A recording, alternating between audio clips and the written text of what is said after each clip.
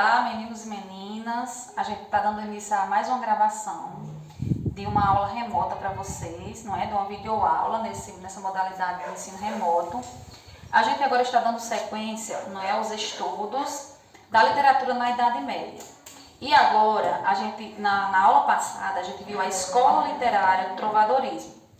E agora a gente vai ver esse período que tem uma importância literária muito grande também, mas que por muitos estudiosos da literatura não é bem considerado uma escola literária, né? Porque não tem todas as características de uma escola, não foi a intenção de quem escreveu nessa época, né? Juntar características e dizer, não, a gente está escrevendo aqui nesse pensamento, é uma escola, né? Ou é um movimento literário, não foi bem esse pensamento. Então, não é bem considerado como uma escola literária, mas tem uma importante produção literária e a gente vai estar estudando esse período literário.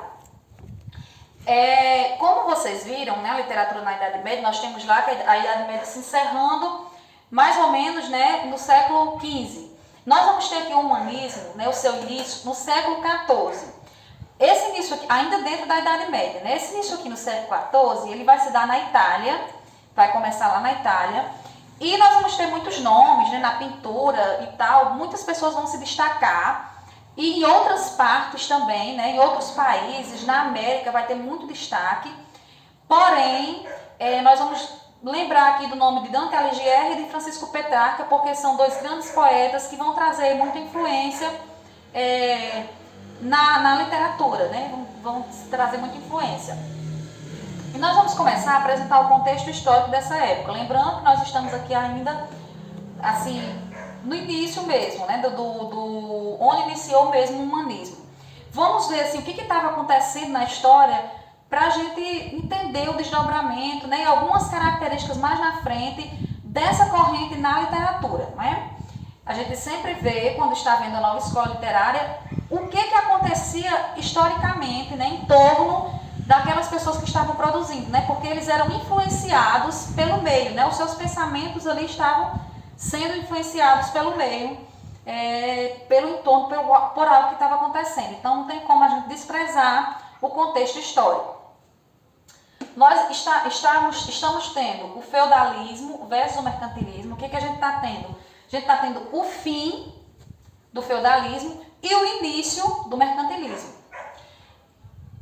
Muito ligado aqui ao mercantilismo, a formação dos burgos, não é? A gente já viu um pouquinho sobre o que era, mas a gente vai retomar. Os burgos, né? A gente viu lá no modelo feudal, né? Que tinha lá os palácios, né? E tinha as terras lá que eles iam dando para os senhores, tinha os senhores feudais, os vassalos, os suceranos, né? Aqui o que a gente vai ter? A gente vai ter o palácio, as muralhas do palácio e em volta do palácio, fora do palácio, né, em volta das muralhas do palácio, vai começar a surgir os burgos, que é a formação de pequenas cidades, onde exatamente ia acontecer o mercantilismo, o comércio. Os artesãos começavam a vender as suas obras, né? O comércio aí começava a despontar justamente nessas pequenas cidades. E junto com os burgos, o que é que vai surgir, gente? Outra classe social. Vai surgir a burguesia. Porque a gente tem quase toda a Idade Média, né? O que a gente tem? A nobreza, o clero e a pobreza. Não é? Aqui a gente vai ter agora a classe média, a burguesia sendo formada nessas cidades, nesses burgos. Beleza? Inclusive a formação até dos bancos, né, que assim, a primeira denominação de banco vai acontecer, os banqueiros, né, na verdade, os banqueiros vai acontecer aqui. Por quê, gente?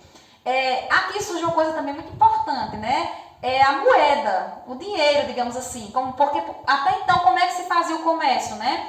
Por troca, eu tenho uma ovelha e você tem a roupa que eu quero, ou o artesanato que eu quero, né? Então eu ia lá, trocava minha ovelha ali pelo equivalente, o valor dela nos seus produtos. Agora começa a surgir a moeda, não é? E o que acontecia? Cada burgo, gente, cada cidadezinha dessa tinha sua moeda. Não era assim, tal país tem aquela moeda determinada. Não, cada burgo tinha sua moeda. Então surge a figura dos banqueiros, né? Que tinha todas as moedas ali dos burgos e passava de burgo em burgo para fazer fazer a troca da moeda, ok? E ele ganhava uma porcentagem aí em cima de cada troca que ele realizava. Então acontece muita coisa aí e surge essa classe, né, a burguesia, que já também aqui a gente vê que pode haver uma ascensão de classe, né? No trovadorismo nós não tínhamos isso, na Idade Média sim nós não tínhamos isso. Pode haver uma ascensão de classe agora. Por quê? Porque eu posso estar comercializando, ganhando dinheiro e comprando a minha nobreza, por exemplo, né? Se não nasceu nobre, vai morrer nobre, né? Como predominou toda a Idade Média a questão da crença no destino, né? Se você nasceu nobre, você vai morrer nobre. Se você é rei, ainda que você perda todos os seus bens, você vai continuar sendo rei, continuar mandando. Mas se nasceu pobre, é o seu destino, vai morrer pobre. Aqui já começa a ter um pouco questão da ascensão, poder ascender de classe. Outro acontecimento muito importante, gente, é a invenção da imprensa. Isso vai ser muito importante para disseminar conhecimento, não é? Porque agora a forma de passar uma obra adiante não era apenas escrita de mão a mão, mas teria agora a imprensa para produzir outros exemplares de forma mais rápida, né? Quem vai inventar a primeira prensa? Gutenberg, com a intenção de reproduzir bíblias para distribuição, né? Então Gutenberg ele inventa, cria a primeira prensa com essa intenção, né? Mas é muito importante porque a partir daí se tem uma possibilidade de difundir informações de forma mais rápida. Vai acontecer vários avanços científicos também nesse contexto histórico, né? A invenção da bússola, nós vamos ter sendo comprovada a teoria do heliocentrismo por Galileu Galilei. Eu vou pegar aqui uma anotação, porque eu não vou lembrar dos nomes, porque assim, Galileu Galilei, ele vai conseguir comprovar ou provar essa teoria do heliocentrismo, mas ela já vinha sendo estudada, ó, gente, anos e anos. Ela subsiste, né, em que o Sol é o centro do universo, não a Terra, como a Igreja Católica havia dito há tanto tempo, e ninguém poderia contestar isso, né? Mas ela já havia sido estudada e apresentada por muitos estudiosos. Em 1530, o Nicolau Copérnico, ele vai apresentar um modelo matemático aproximado ao heliocentrismo, né? Mas não é o primeiro também, viu? Mas ele vai apresentar em 1530 alguma coisa mais definida, um modelo matemático que faça mais sentido. Porém, a obra dele, ela é censurada, né? A igreja manda queimar, não pode ser vendida. Mais na frente, alguém vem e resgata isso aí, o Giordano Bruno, eu sempre só lembro do nome Bruno. Ele vem e resgata e ainda acrescenta mais alguma coisa, a teoria já então apresentada em 1530. Ele diz que apresenta a questão de o universo ser infinito, que até então o que a Igreja Católica dizia que era finito e ninguém podia contestar isso, não é? E ele vai dizer que é infinito. E ele não tem apenas a sua obra queimada, censurada, né? Mas ele também é queimado. A Inquisição mata o Bruno, porque assim, né, ele disse coisas científicas que a igreja não era o que a igreja dizia, né? Então aqui, mas está surgindo isso aí, né? Está acontecendo isso aí. Esses avanços científicos estão acontecendo, né? Nós temos aqui a expansão marítima. O que vai acontecer, né? Eles vão começar o início das grandes navegações, né? Em busca de novas terras para comercializar, né? Para desenvolver o mercantilismo e também em busca de novos territórios para agregar a geografia dos seus países, né? E nós temos aqui o retorno, ou a tentativa do retorno ao cristianismo original, que é muito encarado aqui como a ruptura com a Igreja Católica, mas não é nesse sentido, não aconteceu no princípio nesse sentido. Não estava se querendo uma ruptura com a Igreja Católica, não estava se querendo renegar todos os dogmas da Igreja Católica, até porque os próprios adeptos do catolicismo, os próprios adeptos da Igreja Católica que vai querer esse retorno. O que é aqui refutado é o absolutismo, é refutado, eles querem a quebra com o absolutismo. Com os dogmas, é assim por quê? Não, quer agora uma explicação. O homem começa a questionar, mas por quê? Por que tem que ser assim? Não é?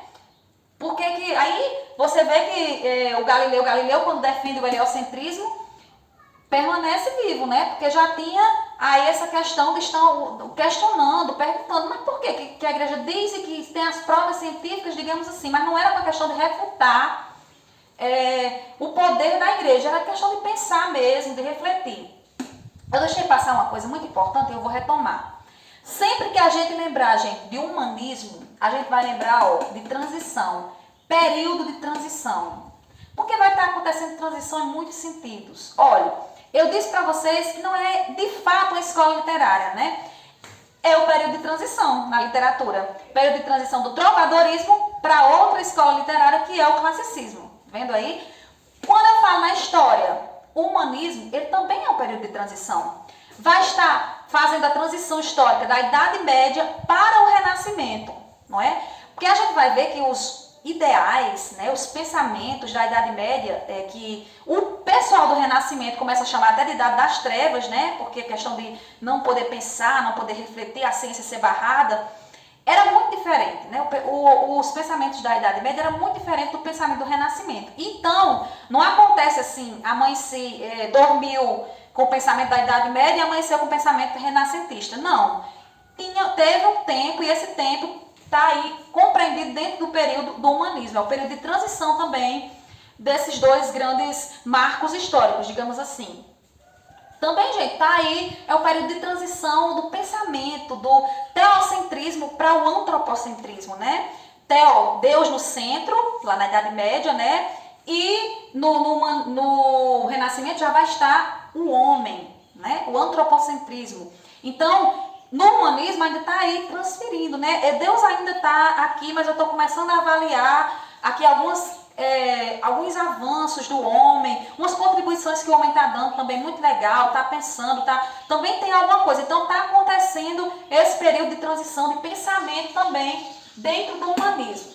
Aí a gente vai ver agora questão do humanismo em Portugal, porque aí de fato a gente vai entrar para a parte da literatura portuguesa, né? Vejam que lá na Itália começa no século XIV, aqui em Portugal nós vamos começar no século XV.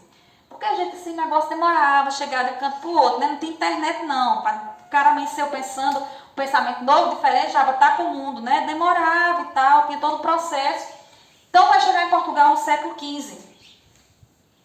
É o humanismo. Qual é o marco inicial que os estudiosos, né, da literatura eles vão colocar, e até de história vão colocar como essa marca do humanismo, né? Esse ponto inicial? É a nomeação de Fernão Lopes a cronista-mor em 1434. Ó, já tinha entrado um pouquinho no século XV, né? 34 aninhos. Então, esse é o marco inicial. Ele é nomeado, Fernão Lopes é nomeado a príncipe dos cronistas do rei. Ele é o cronista principal ali de Dom Pedro I. O que vai acontecer? Nós temos agora algumas características desse período, agora dessa escola até literária do humanismo. Escola, entendam, é um período de transição, mas aqui nós vamos ter alguma coisa muito bacana na literatura, de muita importância, de muita relevância. O antropocentrismo, que a gente já falou, né? O homem no centro, é as primeiras características do antropocentrismo. Vai aparecendo aqui, né? Não é já tudo antropocêntrico, só o homem virou Deus, não.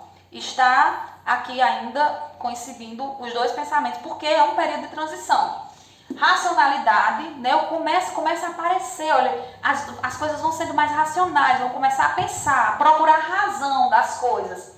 Retomada dos modelos clássicos, né? Vamos lá dar uma olhada para as civilizações antigas, para o modelo clássico, greco-romano, né?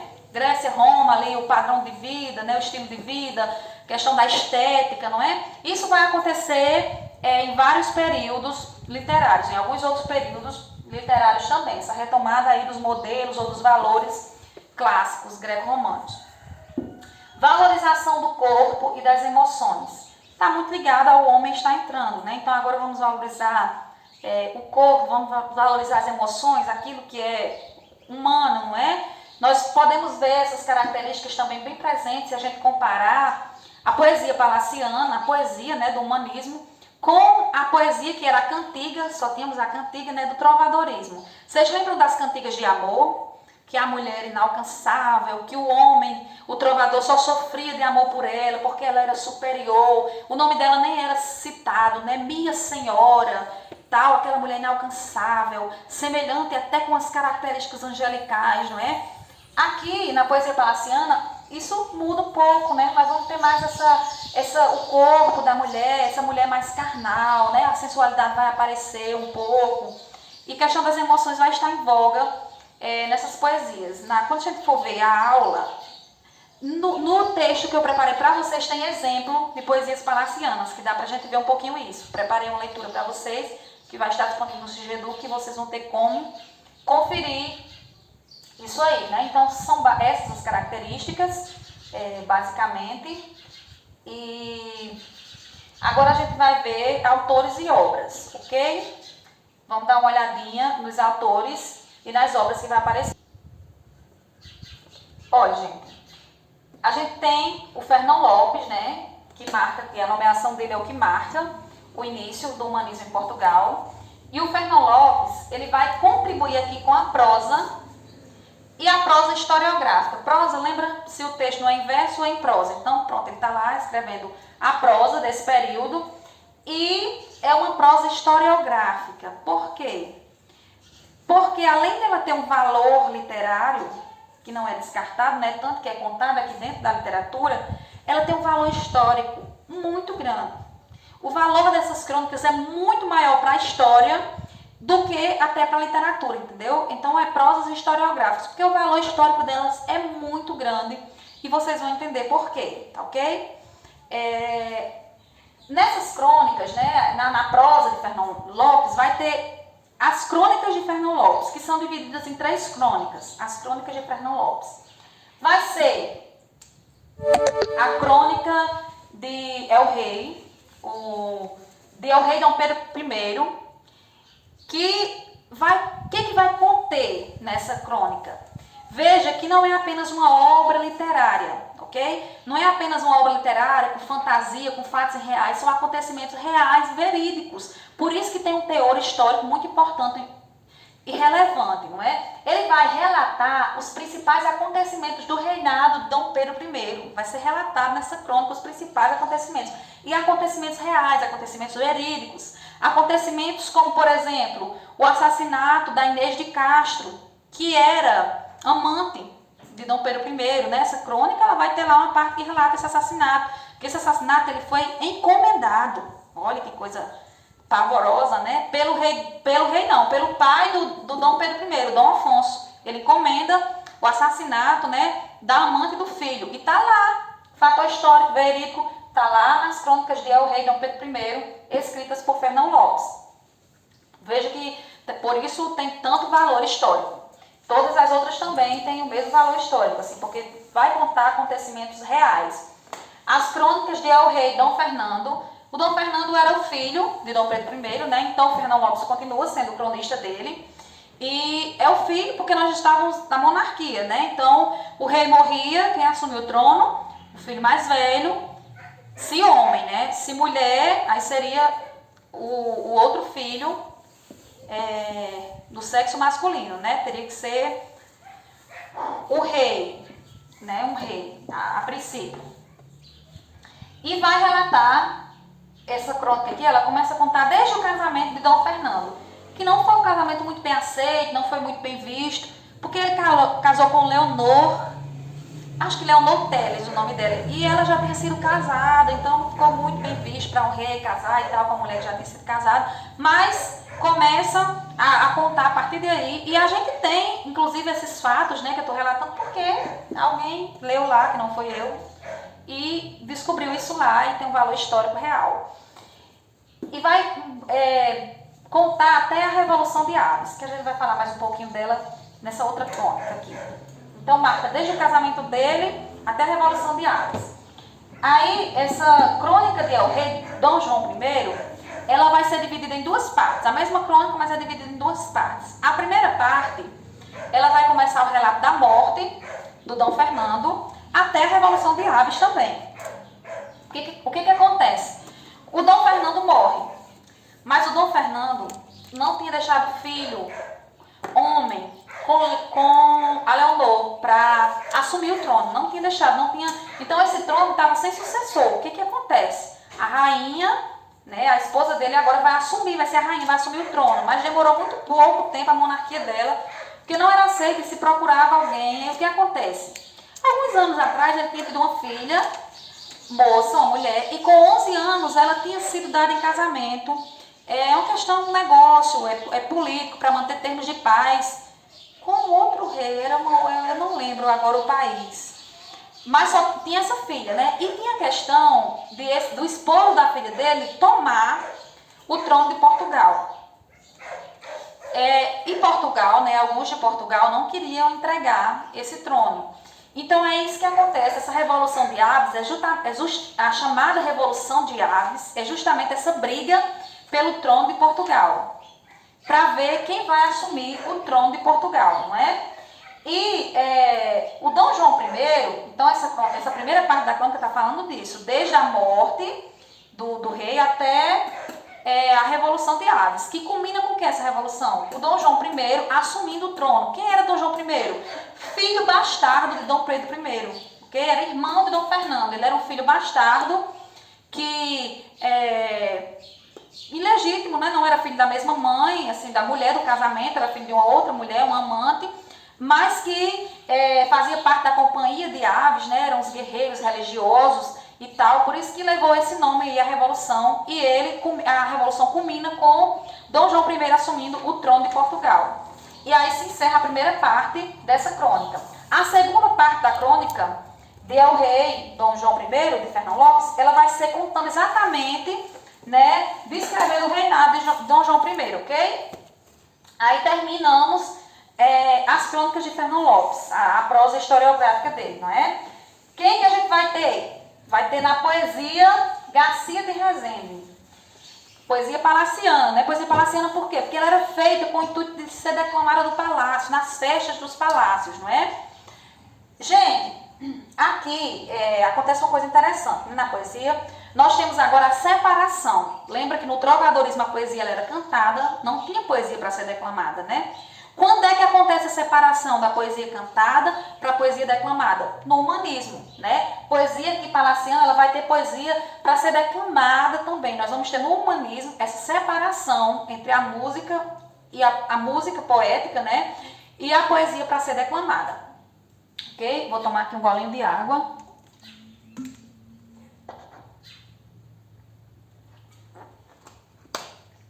Continuando. Então, gente, a obra aqui do Garcia de Rezende é o Cancioneiro Geral de 1516. Essa obra não é a obra que foi composta todas as poesias, é a obra em que ele compilou, em que ele terminou e, digamos assim, publicou o Cancioneiro Geral. Por quê? Porque o Cancioneiro Geral, gente, não é só do Garcia de Rezende, é ele que tem a ideia, é ele que compila essa obra das poesias palacianas, mas tem muitos autores, tem mais de 200 autores e quase 1000 poesias, né? Ele é um dos autores das poesias, mas não é o único. Então tem mais de 200 pessoas aí escrevendo e ele vai compilar, vai colocar aí em um volume só a poesia palaciana, que pertence ao período aí do humanismo. Aí nós vamos ter o outro autor do período do humanismo em Portugal, o Gil Vicente. O Gil Vicente, gente, é o cara mais importante do humanismo em Portugal. É o grande nome, né? Ele ficou conhecido, até hoje é conhecido como o pai do teatro português, ok? O que ele vai fazer? Qual é a obra dele? É dramas, né? Dramaturgia. Ele vai fazer obras para serem encenadas. É o teatro aí surgindo em Portugal. E o interessante, uma das características do teatro do Gil Vicente é que as peças, gente, elas eram em verso, rimadas. Todas as falas rimadas, é uma coisa bonita, uma obra muito bonita. E vai estar dividida a obra do Gil Vicente em autos e farsas. Nós vamos ter os autos, eles estavam sempre voltados para uma questão religiosa, tá ok? Nós temos os autos pastoris que estão lá voltados, veja que ele não está rompendo com a Igreja Católica, né? Ele está querendo até que as pessoas olhem um pouco para a religião, para a fé e tal. Mas ele também criticava alguns costumes, não da igreja, assim, mas que ele não criticava, digamos assim, a instituição Igreja Católica, mas alguns tipos, por exemplo, tirava alguém do clero que tinha algum mau costume, e ele ia lá falar desse costume nos seus autos, né? Então, ou o tema era religioso, voltado para a fé, ou tinha um teor aí da fé, ou o tema era criticando alguém ali do clero, Só que tinha envolvido aí alguma coisa na religião, nos autos, ou era junto, as duas coisas, né? Apelando aí para um sentido religioso e também fazendo crítica ao clero. Está muito presente aí nos autos do Gil Vicente. E nós vamos ter as farsas, que já tem um outro teor, um outro critério, é realmente falar dos costumes populares, do povão, né? Ele tinha um adágio, né? Que traduzido para nós é assim: a rir corrige-se os costumes. Então ele dizia assim: eu vou fazer o meu teatro, as minhas obras, fazendo com que quem assista ria, consiga rir, tenha humor, mas também com teor moralizante, né? Para que as pessoas consigam corrigir os seus costumes. E é justamente nessa questão de moralizar, nós vamos ter os autos moralizantes, que vai ser a obra que sacraliza Gil Vicente, que leva o nome de Gil Vicente, que todo mundo pode não conhecer, mas pelo menos já ouviu falar em uma dessas obras que pertence aos autos moralizantes, né? Aí tem a trilogia das barcas, que comporta o Alto da Barca do Inferno, o Alto da Glória. Acho que o Alto da Barca do Céu é a trilogia das barcas, né? Que são obras ali voltadas um pouco também com teor religioso, né? Que vai sacralizar o nome dele, né? Então quase todo mundo já ouviu falar, e quase todas as escolas, se vocês pesquisarem na internet, vocês vão ver que no ensino médio aqui no Brasil, inúmeras escolas já ensinou o Alto da Barca do Inferno, né? É uma característica muito marcante também da obra de Gil Vicente os temas universais. São temas universais, o teatro dele. Fazia todo sentido para o pessoal da época e faz todo sentido para hoje, se for encenado, daqui a 10 anos, se a gente estiver aqui, vai fazer todo sentido. São temas universais, né? Por exemplo, o Alto da Barca do Inferno. É um tema que vai tratar do juízo final, né? Aparecem lá duas barquinhas, um barqueirinho que é um anjo e outro barqueirinho que é o Satanás. Um vai levar o pessoal para o céu, o outro vai levar o pessoal para o inferno, né? E tá aí misturado, é um auto moralizante, né? Ele, ao mesmo tempo que ele faz críticas, também está voltando para a questão religiosa, né? A gente vai ver que no final, que vem várias pessoas em apresentações da sociedade, nesse auto, no Alto da Barca do Inferno, né? Nós temos até de pessoas, o sapateiro, né? E aí tem alguém do clero, vem lá alguém do clero com um amante. Veja que é uma crítica, né? Não a igreja em si, mas a um procedimento errôneo de alguém que possa estar fazendo lá dentro, né? E ele, nós vamos vendo vários tipos, vem pessoas muito importantes já no Alto da Barca do Inferno e que acabam, eu já disse para onde ia, né, essas pessoas, porque eu disse Alto da Barca do Inferno, que acabam indo para o inferno, essas pessoas, mesmo importantes, né? Ele vai tipo assim dizer que o dinheiro não conta. Quando é a vez acho que é o frade que chega lá, a pessoa do clero, ele diz assim, que o inferno também foi feito para os frades, né? Que ele embarca na barquinha do inferno, claro que ninguém quer. Quem é que está lá na barca do céu? Quem é que está lá? O pardo, o personagem, é uma representação do pobre. Assim, ele é até meio alvoroçadozinho, sabe? É a representação do pobre, do oprimido, do sofrido. Então ele está lá. E tem um teor de voltar para a religião, para a fé. Porque quem é os últimos que chegam? Os cavaleiros que vêm de uma guerra santa, né? E quando eles chegam, que o diabo vai falar com eles dizem que não tem nem o que falar com ele. E o anjo diz assim, olha, eu estava esperando por vocês. Porque quem morre numa batalha como vocês morreram, não entra nessa barca do inferno. Tudo rimado, muito lindo. Vou deixar disponível lá para vocês assistirem o audiolivro, que eu achei, foi o mais original que eu achei, do Alto da Barca do Inferno, para vocês verem, tudo rimado, tudo muito bonito. Enfim, vocês podem pesquisar, né? Ao todo, gente, soma-se 44 obras do Gil Vicente, do gênio Gil Vicente. Porém, alguém fala em 50 obras, né? Mas alguns se perderam. Então, em torno de 44 obras do Gil Vicente. Na nossa aula ao vivo, a gente vai se deter mais a Gil Vicente, porque, como eu já disse a vocês, no humanismo em Portugal é o nome mais importante e é a obra de maior destaque, né? A obra mais importante vai ser o teatro, as dramaturgias de Gil Vicente aí no humanismo, né? Na literatura a gente quase não pega, né? Quem é que vai, não, vou ler uma obra literária, vou ler uma crônica de Fernão Lopes, né? Você vai ler se você tiver algum interesse na história de Portugal, porque para ler como obra literária dificilmente. Já as de Gil Vicente são muito boas de ler, embora que a linguagem não era o nosso português ainda, mas já tem elas traduzidas para o nosso português. E também alguns leem, né, a poesia palaciana, mas as obras mais importantes, e o nome mais importante do humanismo é o Gil Vicente, fundador do teatro português, o pai do teatro português, e a gente vai se deter um pouco mais. Eu sei que a aula não ficou das mais curtas, mas é porque é muitas informações, mas eu dividi as informações, né? Tem coisas que vai estar complementada aonde? Na leitura que eu sugeri para vocês, e outras coisas na nossa aula ao vivo, como por exemplo, a gente vai ter oportunidade de ter algum contato com os textos, com a literatura em si do período, tá ok? Então, até a próxima aula e fiquem com Deus.